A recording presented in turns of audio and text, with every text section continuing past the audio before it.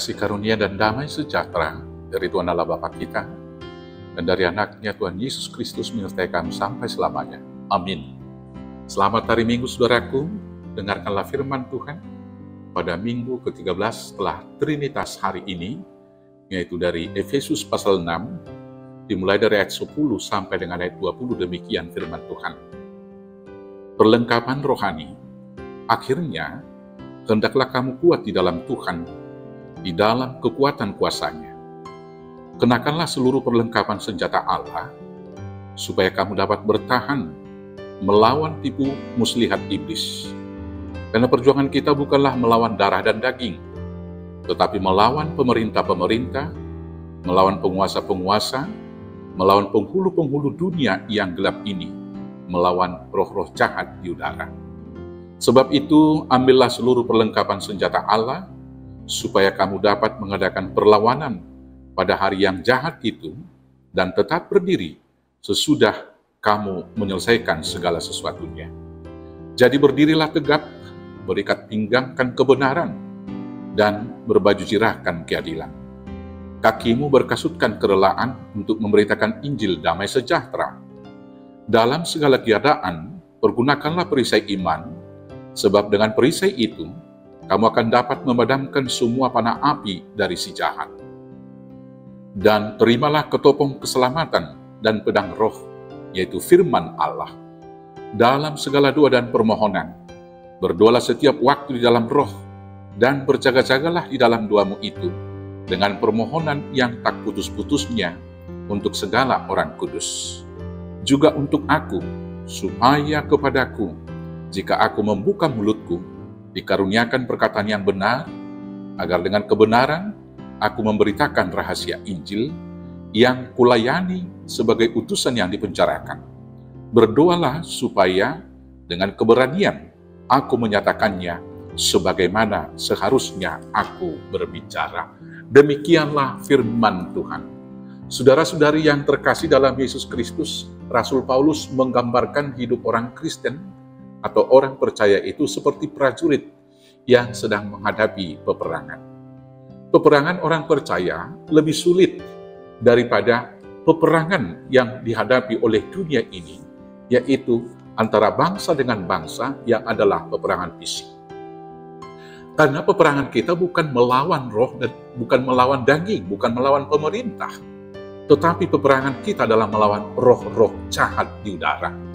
Demikian dikatakan oleh Paulus di dalam ayat 12. Karena perjuangan kita bukanlah melawan darah dan daging, tetapi melawan pemerintah-pemerintah, melawan penguasa-penguasa, melawan penghulu-penghulu dunia yang gelap ini, melawan roh-roh jahat di udara.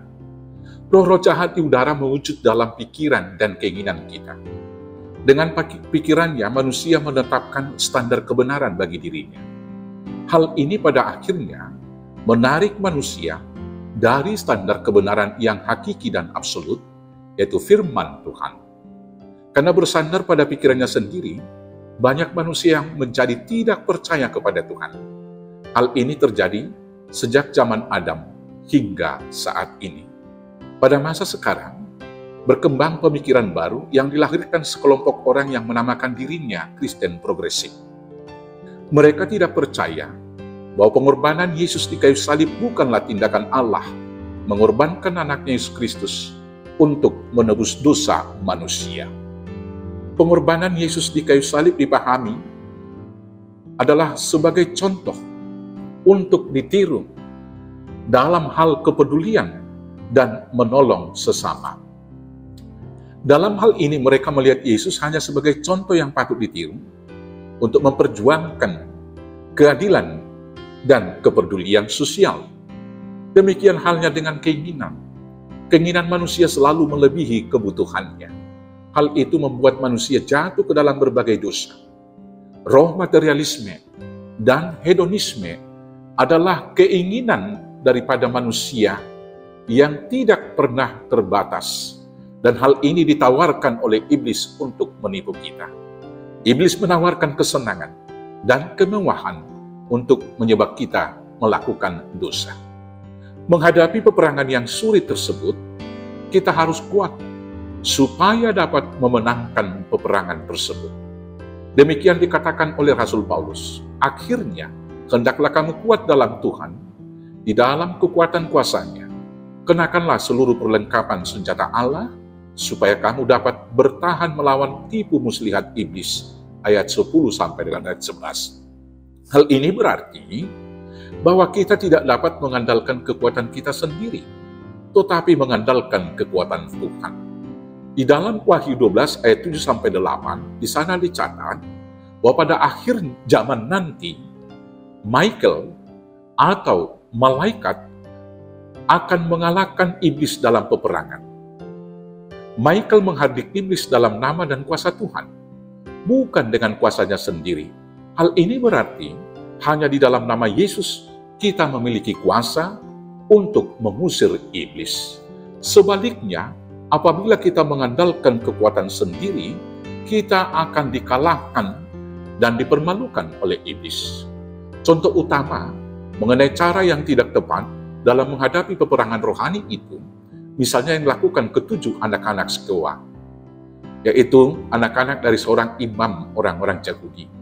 Di sana dicatatkan dalam Kisah 19 ayat 13-16 demikian. Juga beberapa tukang jampi Yahudi yang berjalan keliling di negeri itu mencoba menyebut nama Tuhan Yesus atas mereka yang kerasukan roh jahat dengan berseru, katanya, "Aku menyumpahi kamu demi nama Yesus yang diberitakan oleh Paulus." Mereka yang melakukan hal itu ialah 7 orang anak dari seorang imam kepala Yahudi yang bernama Skewa. Tetapi roh jahat itu menjawab, "Yesus aku kenal, dan Paulus aku ketahui, tetapi kamu, siapakah kamu?" Dan orang yang dirasuki roh jahat itu menerpa mereka dan menggagahi mereka semua dan mengalahkannya, sehingga mereka lari dari rumah orang itu dengan telanjang dan luka-luka. Kenapa hal itu terjadi? Ketujuh anak Skewa menggunakan nama Yesus, tetapi mereka tidak hidup di dalam Yesus, sehingga kata-kata mereka tidak memiliki kuasa. Kekuatan Tuhan kita terima dengan satu cara, yaitu kita harus di dalam Tuhan, bukan sekedar berjalan bersama dengan Tuhan. Hidup di dalam Tuhan berarti mematikan dosa yang ada dalam diri kita, dan hidup bagi Allah di dalam Yesus Kristus. Sehingga dosa tidak lagi berkuasa di dalam tubuh kita, dan tidak menuruti keinginannya, dan tidak menyerahkan anggota tubuh kita menjadi senjata kelaliman, tetapi menyerahkannya kepada Tuhan untuk dipakai menjadi senjata kebenaran. Bandingkan dengan perkataan Paulus di Roma 6 ayat 11 sampai dengan ayat 14 yang berkata demikian. Demikianlah hendaknya kamu memandangnya, bahwa kamu telah mati bagi dosa, tetapi kamu hidup bagi Allah dalam Kristus Yesus. Sebab itu hendaklah dosa jangan berkuasa lagi dalam tubuhmu yang fana, supaya kamu jangan lagi menuruti keinginannya. Dan janganlah kamu menyerahkan anggota-anggota tubuhmu kepada dosa untuk dipakai sebagai senjata kelaliman. Tetapi serahkanlah dirimu kepada Allah sebagai orang-orang yang dahulu mati, tetapi yang sekarang hidup. Dan serahkanlah anggota-anggota tubuhmu kepada Allah untuk menjadi senjata-senjata kebenaran. Sebab kamu tidak akan dikuasai lagi oleh dosa, karena kamu tidak berada di bawah hukum Taurat, tetapi di bawah kasih karunia. Saudara-saudaraku yang terkasih dalam Yesus Kristus, peperangan rohani kita hadapi dimulai dari diri kita sendiri. Karena keinginan daging di dalam diri kita selalu berperang dengan keinginan roh kita. Roh Kudus membimbing roh kita untuk melakukan kebenaran, tetapi daging kita lemah dan cenderung menurutkan keinginan daging untuk melakukan dosa dan kejahatan. Karena itulah Tuhan Yesus mengatakan, berjaga-jagalah dan berdoalah, supaya kamu jangan jatuh ke dalam pencobaan. Roh memang penurut, tetapi daging lemah. Matius 26 ayat 41. Karena itu, menghadapi peperangan rohani tersebut, kita harus tetap di dalam Tuhan dan memakai seluruh persenjataan yang diberikan oleh Tuhan. Rasul Paulus berkata, "Sebab itu ambillah seluruh perlengkapan senjata Allah, supaya kamu dapat mengadakan perlawanan pada hari yang jahat itu dan tetap berdiri sesudah kamu menyelesaikan segala sesuatu, yaitu di ayat 13. Dalam perang rohani yang kita hadapi, kita harus memperhatikan 3 hal yang berikut, yaitu yang pertama, kita harus memperhatikan bagaimana kita membangun pertahanan yang baik. Yang kedua, bagaimana strategi kita mengalahkan iblis dengan menyerangnya. Yang ketiga, bagaimana kita tetap waspada dan berjaga-jaga. Maka untuk itu, mari kita renungkan yang pertama, membangun pertahanan yang baik. Pertahanan yang baik dimulai dari diri sendiri. Itulah sebabnya di dalam firman hari ini, benteng itu harus kita bangun di dalam hati kita menjadi pertahanan yang utama. Apa saja senjata pertahanan kita? Yang pertama, iman. Firman Tuhan berkata, dalam segala keadaan, pergunakanlah perisai iman. Sebab dengan perisai itu, kamu akan dapat memadamkan semua panah api dari si jahat, ayat 16. Dengan iman, kita dapat melakukan perbuatan-perbuatan ajaib dan besar. Dalam peperangan rohani yang kita hadapi, kita harus dengan teguh meyakini bahwa kita akan menang, karena Tuhan yang kita sembah adalah Tuhan yang Maha Kuasa, yang telah mengalahkan iblis, dosa, dan kematian. Tanpa keyakinan akan kuasa Tuhan, kita akan dikalahkan. Senjata pertahanan kita yang kedua adalah kebenaran dan keadilan, di ayat 14. Di ayat 14, Rasul Paulus berkata demikian, jadi berdirilah tegap, berikat pinggangkan kebenaran, dan berbaju zirahkan keadilan. Sesungguhnya tidak ada manusia yang dapat dibenarkan, karena semua sudah berbuat dosa. Bandingkan Roma 3, 9-20. Kita dibenarkan adalah karena anugerah penebusan Yesus Kristus yang kita terima melalui baptisan di dalam iman. Kebenaran itu adalah Tuhan Yesus sendiri. Firman-Nya berkata, akulah jalan kebenaran dan hidup. Yohanes 14 ayat 6. Tuhan Yesus tidak sekedar menyatakan bahwa dialah kebenaran, tetapi dia mendoakan supaya murid-muridnya hidup di dalam kebenaran firman-Nya. Firman Tuhan berkata, kuduskanlah mereka dalam kebenaran, firman-Mu adalah kebenaran. Yohanes 17 ayat 17. Maka jelas bagi kita, berikat pinggangkan kebenaran, berarti hidup di dalam kebenaran firman Tuhan. Kita tidak dapat melawan tipu daya iblis dengan kebenaran kita sendiri, berdasarkan apa yang kita pikirkan dan rasakan. Kita dapat menang dan berkuasa mengalahkan iblis hanya dengan kuasa kebenaran firman Tuhan.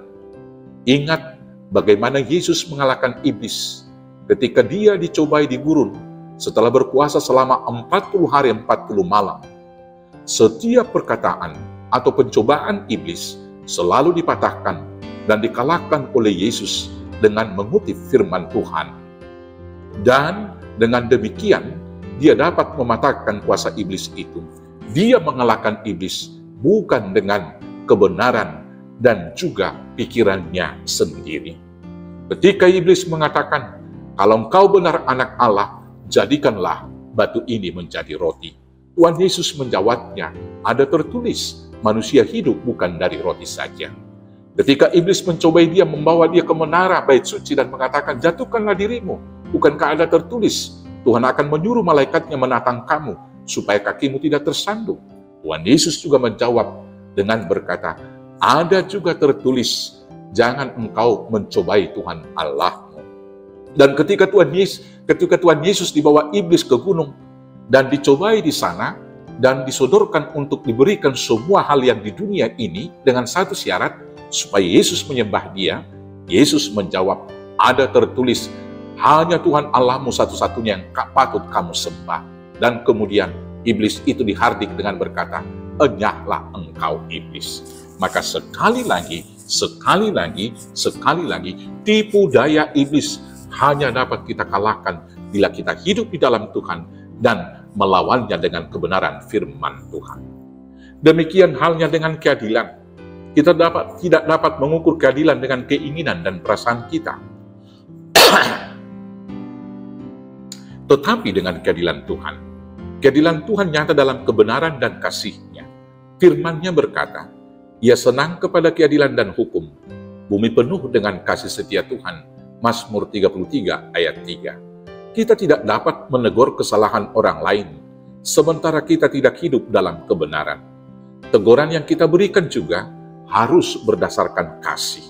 Hal paling adil yang dapat kita lakukan adalah kita melakukan apa yang baik yang kita inginkan diperbuat orang kepada kita, seperti yang dikatakan oleh Tuhan Yesus dalam Matius 7 ayat 12 yang berkata demikian. Segala sesuatu yang kamu kehendaki supaya orang perbuat kepadamu, perbuatlah demikian juga kepada mereka. Itulah isi seluruh hukum Taurat dan kitab para nabi. Matius 7 ayat 12. B. Strategi untuk menyerang. Untuk melakukan penyerangan, dibutuhkan senjata yang canggih dan taktik yang jitu. Maka senjata rohani kita yang pertama adalah firman Tuhan. Ayat 17 dikatakan demikian. Dan terimalah ketopong keselamatan dan pedang roh, yaitu firman Tuhan. Dalam peperangan melawan iblis yang selalu memutarbalikkan kebenaran firman Tuhan, pakailah pedang roh, yaitu firman Tuhan. Karena firman Tuhan lebih tajam dari pedang bermata dua manapun. Firman Tuhan berkata di dalam Ibrani 4 ayat 12 demikian. Sebab firman Allah hidup dan kuat, dan lebih tajam daripada pedang bermata dua manapun. Ia menusuk amat dalam, sampai memisahkan jiwa dan roh, sendi-sendi dan sumsum. Ia sanggup membedakan pertimbangan dan pikiran kita. Jangan mau berdebat dan melawan iblis dengan pikiran dan kata-kata kita sendiri, karena jika demikian, kita akan jatuh ke dalam jerat dan tipu dayanya, sehingga kita jatuh dalam kesalahan dan dosa. Yang kedua, kerelaan memberitakan Injil ayat 15. Firman Tuhan bukan hanya sebagai senjata untuk mengalahkan tipu daya iblis, tetapi juga adalah kabar baik yang menyatakan cinta kasih Allah yang besar. Maka orang percaya tidak hanya menegur kesalahan, tetapi menasihati dan membimbing orang yang bersalah agar kembali ke jalan yang benar untuk menerima keselamatan. Firman Tuhan berkata, segala tulisan yang diilhamkan Allah memang bermanfaat untuk mengajar, untuk menyatakan kesalahan, dan untuk memperbaiki kelakuan, dan untuk mendidik orang dalam kebenaran. 2 Timotius 3 ayat 16. Maka untuk itu, kita harus rajin memberitakan Injil kedamaian itu setiap hari, supaya orang mengetahui kebenaran, supaya orang juga hidup dalam pengharapan dalam penderitaannya, karena di dalam Tuhan selalu ada pengampunan, ada damai sejahtera, ada sukacita, dan hidup yang kekal. C. Waspada dan berjaga-jaga ayat 18. Peperangan rohani kita tidak berhenti hanya dalam sekali pertempuran, tetapi akan berlangsung terus-menerus sampai kedatangan Kristus yang kedua kali.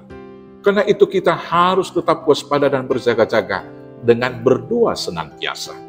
Jangan seorang pun di antara kita yang sudah merasa aman, karena iblis senantiasa menunggu saat yang tepat untuk mengalahkan kita. Jangan seorang pun di antara kita yang merasa lebih rohani dari yang lain, supaya kita tidak jatuh ke dalam kesombongan rohani, pencobaan, dan berbagai-bagai dosa. Saudara-saudariku yang terkasih dalam Yesus Kristus, marilah kita memenangkan peperangan rohani kita, dan ingatlah firman Tuhan. Akhirnya, hendaklah kamu kuat di dalam Tuhan, di dalam kekuatan kuasa-Nya. Kenakanlah seluruh perlengkapan senjata Allah, supaya kamu dapat bertahan melawan tipu muslihat iblis. Selamat memenangkan peperangan rohani. Selamat mengalahkan iblis. Tuhan Yesus memberkati. Amin. Kita bersatu dalam doa. Terima kasih Bapa yang baik atas firman-Mu. Kiranya Bapa tetap menyertai kami, dan kami hidup di dalam Tuhan, sehingga kekuatan Tuhan menjadi senjata kami, mengalahkan tipu daya iblis. Akhirnya kami menjadi pemenang, dan berhak menerima mahkota kehidupan, dan juga hidup yang kekal, di dalam Yesus Kristus Tuhan Juru Selamat kami yang hidup. Amin. Selamat memenangkan peperangan rohani. Selamat hari Minggu. Tuhan Yesus memberkati. Horas, horas, horas.